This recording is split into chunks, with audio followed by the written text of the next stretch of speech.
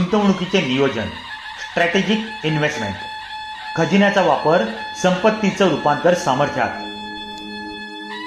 पैसा साठवून ठेवल्याने वाढत नाही, तर तो योग्य ठिकाणी गुंतवल्याने वाढतो.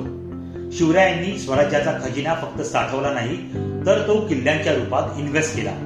पाहूया महाराजांचं इन्व्हेस्टमेंट पोर्टफोलिओ. सुरतेच्या छाप्यातून आलेला पैसा महाराजांनी चैनीसाठी नाही, तर स्वराज्याच्या संरक्षणासाठी वापरला.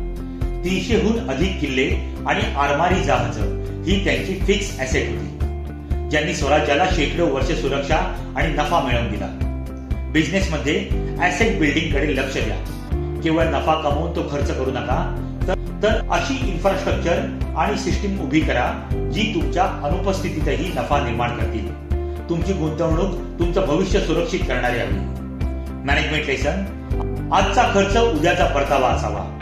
संपत्तीचा उपयोग साम्राज्य वाढवण्यासाठी करा, केवळ श्रीमंती दाखवण्यासाठी नाही.